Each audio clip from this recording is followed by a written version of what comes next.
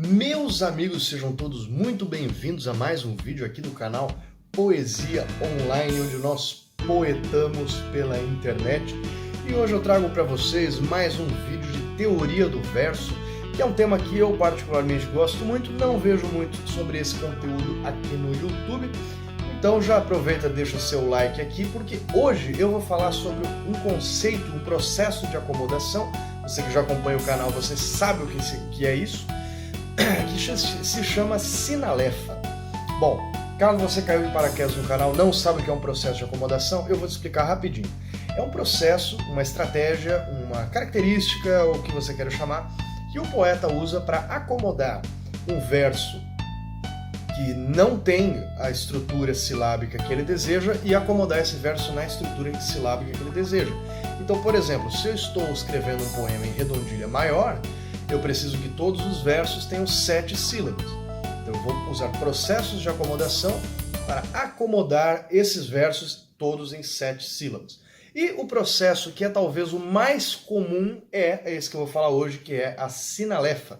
Eu acredito que, eu não vou dizer todos porque eu posso estar dando com a língua nos dentes aí, mas eu acredito que quase todos, a esmagadora maioria dos poetas, usaram a sinalefa em algum momento, inclusive em verso livre. Então é uma coisa que é da própria linguagem da língua portuguesa, não é específica da métrica tradicional. Por isso que, se você quer escrever poemas, é muito importante você entender o que é sinalefa.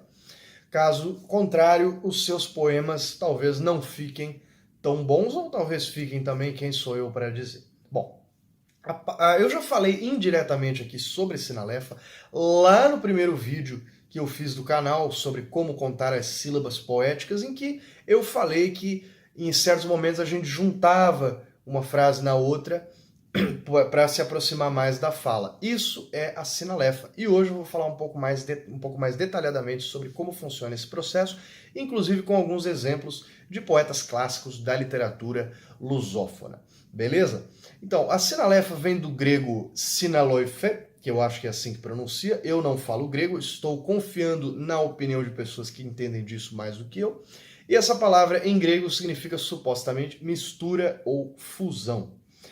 A sinalefa na poesia ela se assemelha um pouco à crase, no sentido gramatical. Crase vem do grego crasis, que significa junção. É bastante semelhante, mas na poesia ela tem algumas particularidades. Como eu já falei, é o processo mais comum na versificação. Quase a esmagadora maioria dos poetas utilizaram isso em algum momento, e é quase impossível você achar um poema que não tenha sinalefa em algum momento. Bom, mas o que é a sinalefa? A sinalefa consiste basicamente na acomodação de 2 ou 3 vogais em palavras diferentes numa única sílaba poética. Então, eu tenho 2 palavras, eu junto 2 vogais dessas palavras para formar uma sílaba só. Se eu fosse separar isso gramaticalmente, ficariam 2 sílabas, porque são em palavras diferentes, mas na poesia a gente junta as 2 para formar uma sílaba só. Guilherme, não entendi nada. Me apresenta um exemplo. Show de bola. Está aqui o exemplo do poema do Augusto dos Anjos. Eu já falei aqui dele no canal, eu gosto muito do Augusto dos Anjos, é um dos poetas que eu mais gosto de ler. Este poema se chama O Lamento das Coisas. Eu vou ler ele inteiro para contextualizar e depois eu falo um pouco sobre a sinalefa neste poema. O Lamento das Coisas. Triste a escutar, pancada por pancada, a sucessividade dos segundos, ouço em sons subterrâneos do orbe oriundos o choro da energia abandonada. É a dor da força desaproveitada, o cantochão dos dínamos profundos, que, podendo mover milhões de mundos, jazem ainda na estética do nada. É o soluço da forma ainda imprecisa, da transcendência que não se realiza, da luz que não chegou a ser lampejo, e é, em suma, o subconsciente a ir formidando, da natureza que parou chorando no rudimentarismo do desejo. Bom, gostaram do poema? Não importa, eu vou falar sobre sinalefa. Esse é um poema, um soneto italiano, já tem um vídeo sobre isso aqui no canal também, e é um decassílabo, ele tem 10 sílabas. E para exemplificar, eu acredito que existem inúmeros exemplos de sinalefa somente neste poema, mas eu vou usar como exemplo o verso 1 do poema do Augusto dos Anjos, que traz um exemplo de sinalefa bem interessante. Então, triste é escutar pancada por pancada.